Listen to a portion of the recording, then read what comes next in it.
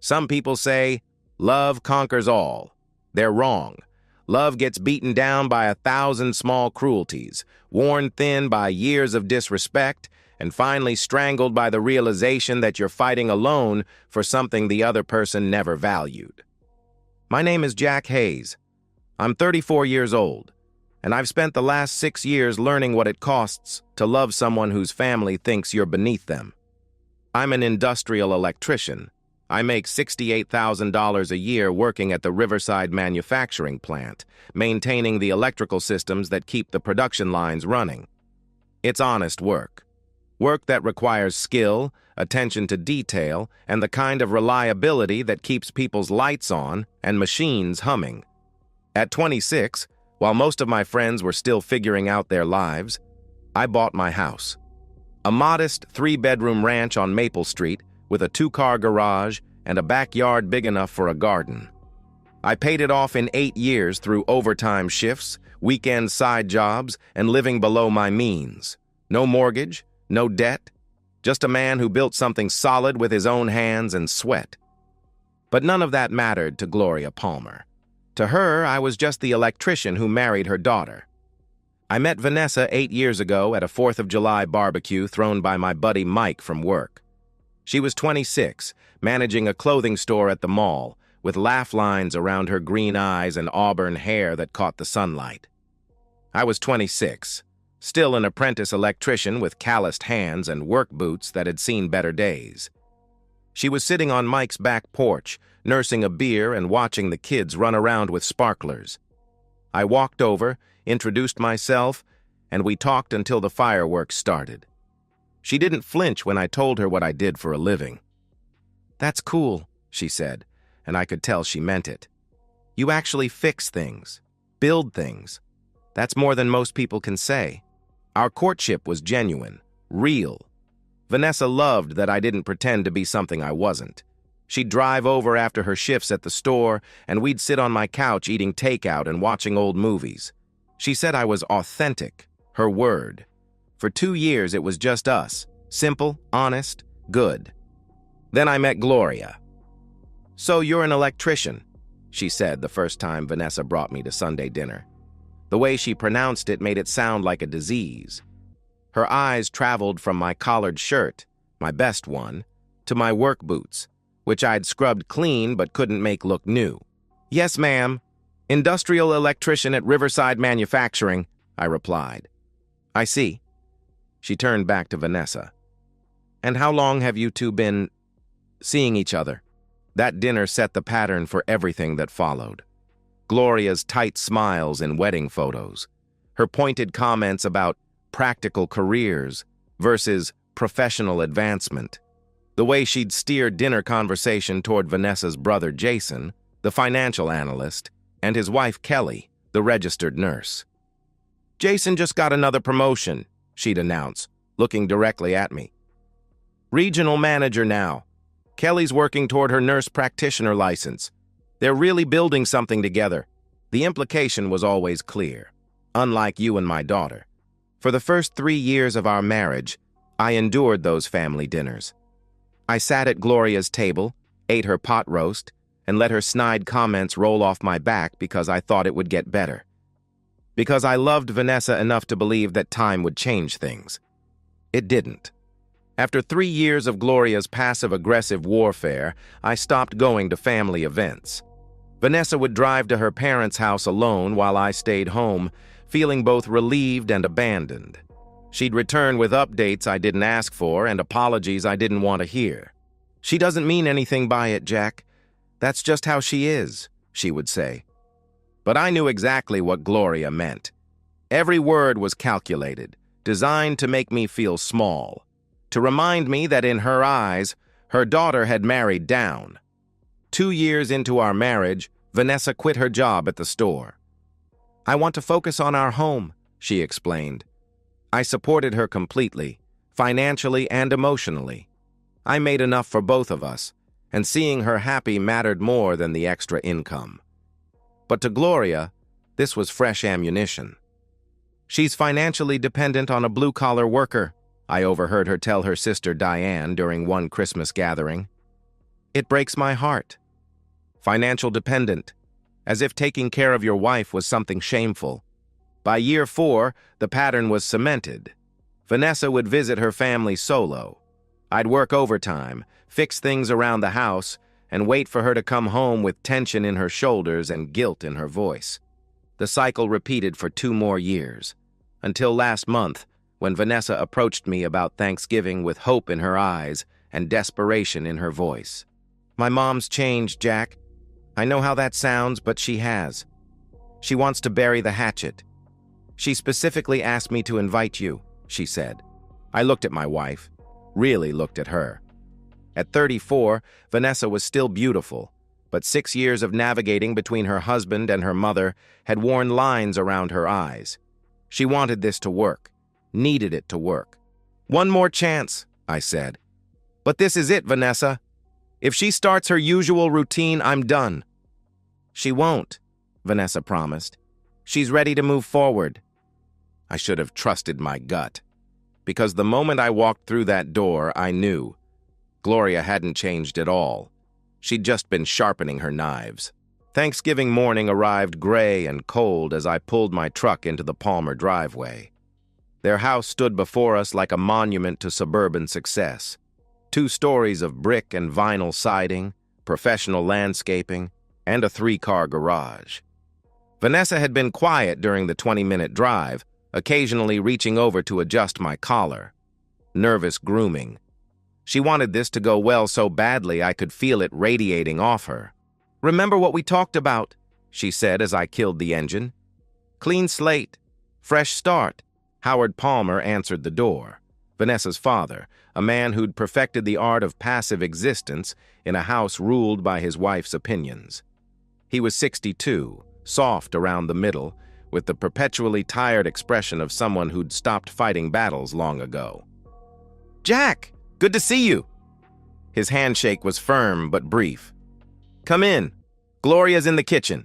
The dining room table was set for 7. Gloria and Howard, Jason and his wife Kelly, Gloria's sister Diane, and us. The good china was out, crystal glasses catching the light from the chandelier overhead. Jason appeared from the living room, beer in hand, wearing a smile that seemed genuine enough. "Glad you could make it. How's work treating you?" "Can't complain. Busy season with all the holiday shutdowns," I answered. Kelly emerged behind him, petite and blonde with polished appearance. "Hi, Jack. It's been forever." She gave me a quick hug that felt obligatory but not unkind. Diane was already seated, Gloria's older sister who'd never married and seemed to live vicariously through her sister's family dramas.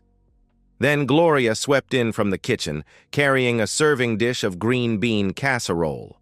At 58, she'd maintained her figure through expensive gym memberships and sheer force of will. Her silver hair was styled perfectly, her makeup flawless. "Jack," she said, her smile bright and cold as winter sunshine. "How wonderful that you could join us." "Thank you for having me, Gloria," I replied. "Of course. Family is family, after all." The first 30 minutes passed smoothly enough. Howard carved while Gloria orchestrated the passing of dishes. The conversation stayed safely neutral. Weather, traffic, holiday shopping plans. I helped myself to turkey and stuffing, kept my mouth busy with food instead of words. Vanessa kept glancing at me, checking my temperature like I might explode without warning. But I was fine. Calm. If Gloria wanted to play nice, I could play along. Then, halfway through the meal, she started. "So, Jack," Gloria said, delicately cutting her turkey into precise pieces. "Still working at the plant?" "Yes, ma'am. Same position, but I've taken on more responsibilities. Training new apprentices, overseeing the maintenance schedule," I responded. "Responsibilities. That's wonderful." She chewed thoughtfully. "Any talk of promotions? Moving up in management, perhaps?" "Here we go. I'm happy where I am. Good pay, good benefits, and I enjoy the work." "Oh, I'm sure you do, but surely you must think about advancement." She turned to Jason. "Jason just made regional manager, didn't you, sweetheart? Tell Jack about the promotion." Jason shifted uncomfortably. Mom, I'm sure Jack doesn't want to— Nonsense, Gloria interrupted. It's good to share success stories. Jason's managing 12 branch offices now. Base salary of $95,000 plus bonuses. And Kelly just got accepted into the nurse practitioner program. That's great, I said. You should be proud. We are. So proud. Gloria's eyes fixed on mine. It's important to have goals, to keep pushing forward. I suppose it's all relative, though. What's considered good money in one profession might be adequate in another. The table fell silent except for the soft clink of silverware against china. Vanessa's fork had stopped moving. Jason was studying his plate. Howard reached for his wine glass. Mom? Vanessa said quietly. Please. What, dear? Gloria replied innocently. I'm just making conversation. It's wonderful that Jack is content with his position. She wasn't done. I was telling Mrs. Martin from church about you, Jack. When I told her you were an electrician, she said, "Oh, how nice. Those trade workers are so important." Trade workers. As if you were service personnel. My hands tightened around my fork. The people who keep the lights on and the machines running are pretty essential, Gloria. Of course. I didn't mean to imply otherwise, she said, though her tone suggested she meant exactly that. It's just that Vanessa is so bright, so capable. She could have married anyone, someone with real potential, someone who could provide her with the kind of life she deserves. The words hung in the air like smoke. Vanessa's face had gone pale.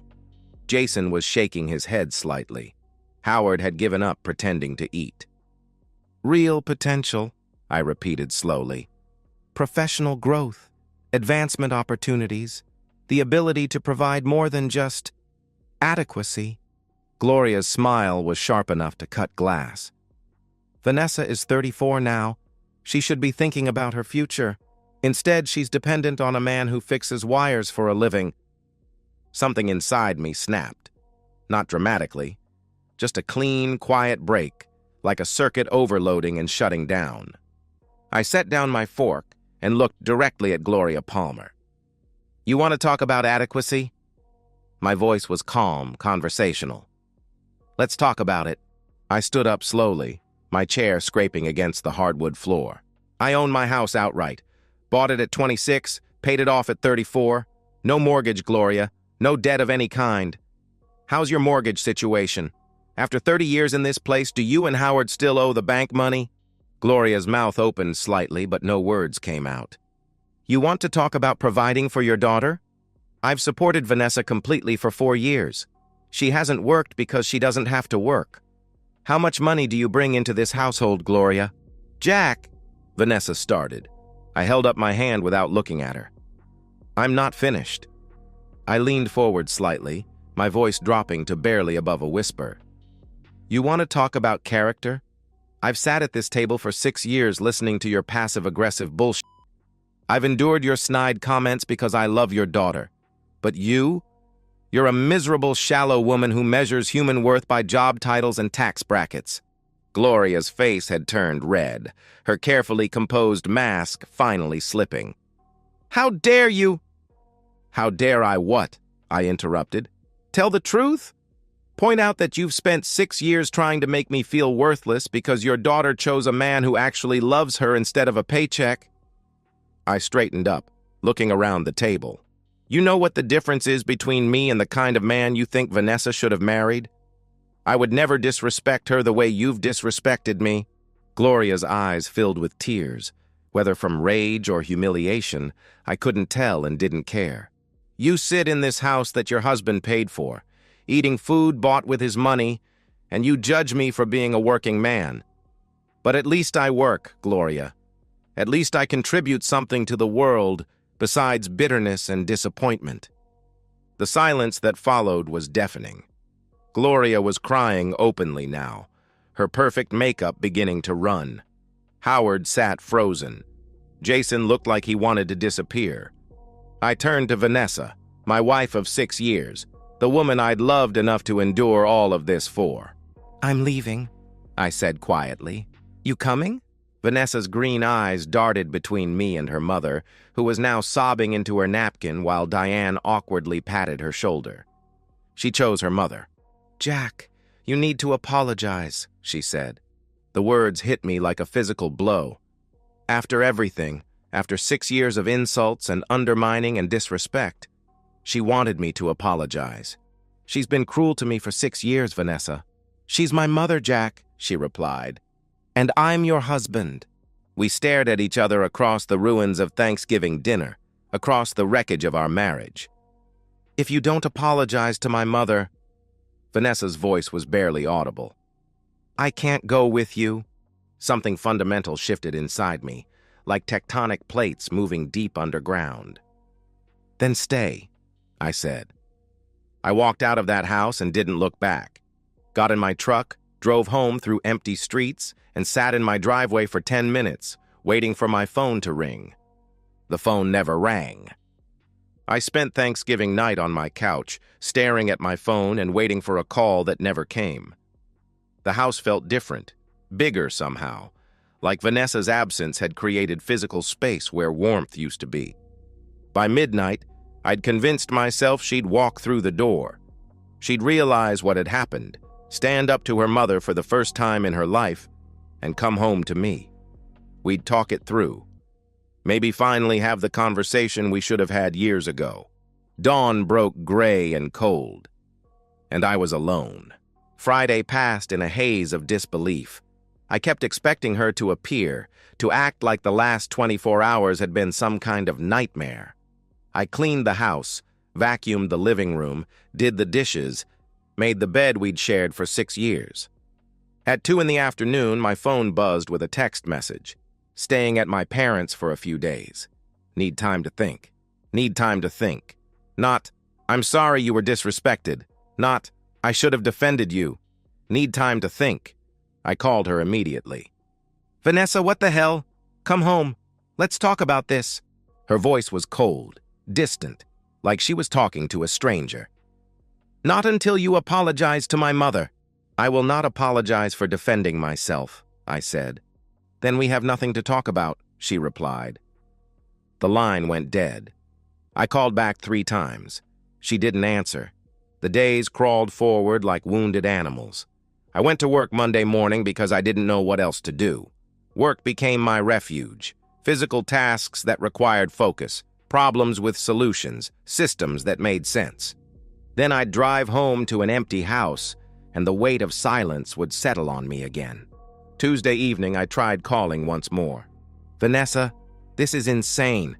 Your mother was completely out of line, and you know it. You humiliated her in her own home," she replied. "She humiliated me for 6 years," I shot back. "She's family, Jack," she said. "So am I. Or I'm supposed to be." Another hang-up. Another night of replaying every moment of our relationship, looking for signs I'd missed. Had Vanessa always been this conflict-averse? Had she always chosen the path of least resistance over doing what was right? The answer was yes, and I'd been too in love to see it clearly. By the end of the first week, a pattern had emerged. Vanessa would text occasionally, brief, cold updates about staying with her parents, needing space, waiting for me to do the right thing. I'd call and she'd either ignore me or deliver the same ultimatum. Apologize or we have nothing to discuss. I began to understand that she genuinely believed I was wrong, that standing up for myself was somehow a betrayal of our marriage. In her mind, I should have continued to take Gloria's abuse indefinitely because that was easier than confronting her mother. The second week was worse than the first. I'd adjusted to her physical absence, but the emotional abandonment cut deeper each day. I'd catch myself setting 2 coffee cups in the morning, buying groceries for 2 people. But she wasn't coming home. Not unless I crawled back to Gloria Palmer and begged forgiveness for the crime of self-respect. I started replaying our entire marriage, looking at it through this new lens. How many times had Vanessa chosen her mother's comfort over mine? How many family events had I skipped to avoid Gloria's passive-aggressive warfare? The pattern was everywhere once I started looking. Vanessa was incapable of disappointing her mother. She'd rather sacrifice her husband's dignity, her marriage's foundation, our entire future together, than have one difficult conversation with Gloria Palmer. 3 weeks after Thanksgiving, I bought a book called Emotional Manipulation in Relationships. I read it cover to cover in one sitting, recognizing patterns I'd lived with for years. The subtle gaslighting, the guilt trips. Vanessa wasn't evil, she wasn't calculating, but she was weak. And her weakness had slowly eroded every boundary I'd tried to establish. I thought about couples therapy. Maybe if we had a neutral third party, we could work through this. But even as I considered it, I knew the truth. Nothing would change. Vanessa would sit in therapy and nod at the right moments. But the next time Gloria expressed disapproval, my wife would fold like origami. 4 weeks after Thanksgiving, I was sitting in my truck outside the plant after my shift ended, staring at another text from Vanessa. "My mom is really hurt, Jack. She just wants an apology. Is your pride really worth our marriage?" I read those words 3 times before something crystallized in my mind. She'd gotten it exactly backwards. Her mother's pride was what had started this, and Vanessa's unwillingness to demand that apology was what was ending it. I drove to the office of attorney Patricia Cole that afternoon. Patricia was in her 50s, with steel gray hair and the kind of direct gaze that suggested she'd seen every variation of human stupidity the legal system had to offer. "Tell me what's going on," she said. I explained the whole situation. 6 years of disrespect, a wife who wouldn't defend me, a month-long abandonment because I finally stood up for myself. Patricia listened without interruption. When I finished, she was quiet for a long moment. "How long has she been gone?" she asked. 4 weeks. "Any communication about coming home?" "Only demands that I apologize to her mother." Patricia nodded slowly. "In Virginia, abandonment is grounds for divorce, but more importantly, you need to ask yourself if this marriage is worth saving. From what you've described, the fundamental problem isn't going to change."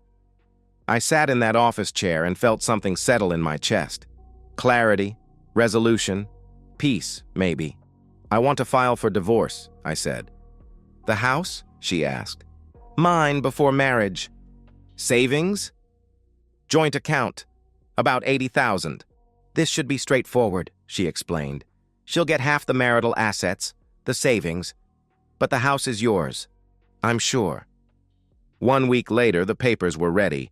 I sent them to the Palmer house via certified mail, and then I waited for the explosion. The explosion came 48 hours later. I was replacing a faulty transformer when my phone started buzzing. The first call came at 2:17 p.m. on a Tuesday afternoon.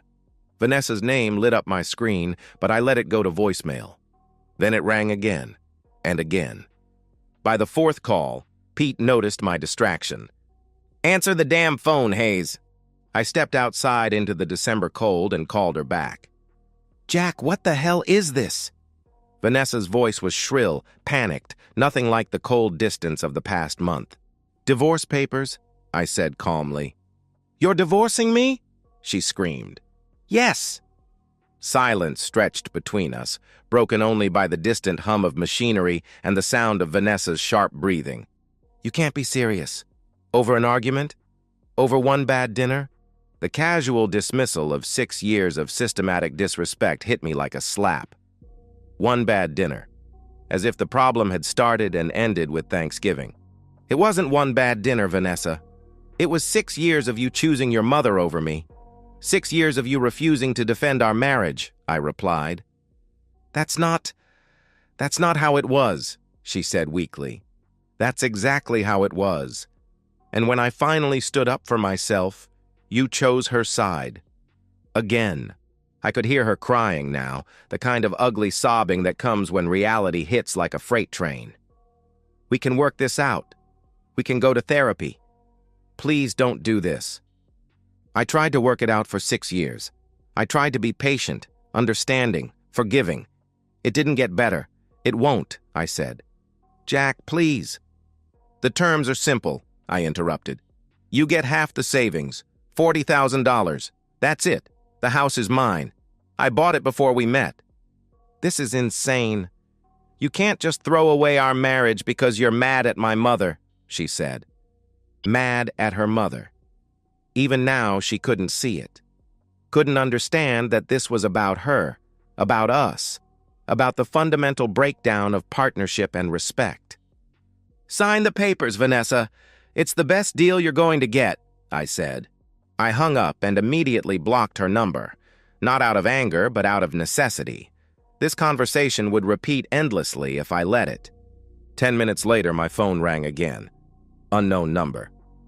Hello? You think you can just throw away my daughter? Gloria's voice was venomous, all pretense of politeness finally abandoned. After everything our family has done for you? Everything our family has done for you. The delusion was so complete, so breathtaking in its scope, that I almost laughed. Your family has done nothing for me except make me feel unwelcome for 6 years, I said. Vanessa deserves better than you. Then she can go find him, I replied, hanging up. I blocked that number too. Then I blocked Howard's number, Jason's, even mutual friends who might try to guilt me back into a marriage that had died the moment my wife chose her mother's feelings over mine. Over the next few weeks, I heard through the grapevine that Vanessa was devastated, crying constantly, barely eating, living in her childhood bedroom like a teenager. Gloria, according to these same sources, was already talking about better prospects, a lawyer from their church, an accountant who lived in her neighborhood, someone appropriate. The irony was lost on them. Gloria was already planning her daughter's next relationship, while Vanessa grieved the end of this one. I felt nothing when I heard these updates. No satisfaction, no vindication, no lingering hurt. Just a vast sense of relief, like I'd been holding my breath for 6 years and could finally exhale. I started going to therapy myself, not to save my marriage, but to understand how I'd stayed in a relationship that required me to accept disrespect as the price of admission. Dr. Sarah specialized in relationships and self-worth. What kept you there so long? She asked during our 3rd session. I thought love meant sacrificing for the other person, I answered. What about reciprocity? What was she sacrificing for you? I couldn't answer that question, because Vanessa had never sacrificed anything for our marriage. The sacrifice had always flowed in one direction. Healthy relationships require mutual respect, Dr. Sarah explained. When one person consistently prioritizes others over their partner, the relationship becomes unbalanced, unsustainable. The divorce was finalized on March 15th, 3.5 months after Thanksgiving. I signed the papers in Patricia Cole's office, transferred Vanessa's share of the savings to her personal account, and walked out into the spring sunshine a free man. That evening, I sat on my back porch with a beer and felt something I hadn't experienced in years. Peace. My phone had stopped ringing weeks earlier. The drama had ended, the chaos had settled, and what remained was simple, quiet, good. I owned my house. I enjoyed my work. I had friends who respected me. The papers were signed. The marriage was over. And for the first time in 6 years, I could breathe. 6 months after the divorce was finalized, I turned 35 in my own house, surrounded by friends who'd never questioned my worth or made me feel like I needed to apologize for who I was. The transformation hadn't been dramatic. There was no sudden enlightenment, no moment of triumphant revelation. Instead, it was like slowly recovering from a long illness, strength returning gradually, colors becoming brighter, sleep coming easier. I still work at Riverside Manufacturing, still fix the electrical systems that keep the production lines running. The difference is that I no longer apologize for what I do or feel defensive about earning an honest living with my hands. I've started dating casually. Nothing serious yet, but I'm open to it in ways I couldn't be while married to someone who required me to shrink myself to fit into her family's narrow vision. I bought new furniture for the house, painted the guest room, and adopted a dog, a German shepherd named Hank. My parents are proud of me. My father, a retired plumber, told me, "You stood up for yourself, son. That's all a man can do. I hear occasional updates about Vanessa through mutual acquaintances. She's still living with her parents at 35. Gloria has introduced her to several suitable men, professionals with the right credentials, but none have worked out. Vanessa seems lost, adrift. She'd spent 6 years married to a man who loved her completely, and she'd thrown it away rather than have one difficult conversation with her mother. I don't gloat about her situation. I don't feel vindicated. Mostly, I feel nothing at all, which is probably the healthiest response. I've learned that you can't build a life with someone who won't defend you. Love isn't enough if respect isn't part of the foundation. Sometimes the most loving thing you can do is walk away from someone who will never choose you. This morning, I woke up in my own bed, in my own house, next to a dog who thinks I'm perfect exactly as I am. I made coffee for one person, read the news without anxiety, and drove to work knowing that everyone there values what I contribute. If you're reading this and you're in a relationship where your partner won't stand up for you, where you're consistently disrespected and dismissed, leave. Choose yourself. It won't be easy, but it will be worth it. I'm 35, divorced, debt-free, respected at my job, and for the first time in 6 years, I'm enough. And so, we've reached the end of today's story. Was it what you expected, or did it take a twist you didn't see coming? I'm curious to hear your thoughts. Share them in the comments below, and let's get a conversation going. If this story kept you hooked, make sure to hit that like button. And if you're new here or just haven't subscribed yet, now's the perfect time to join our community. I bring you fresh, captivating stories every day, so click that subscribe button and turn on notifications so you never miss out. Thanks for watching, and I'll see you in the next one.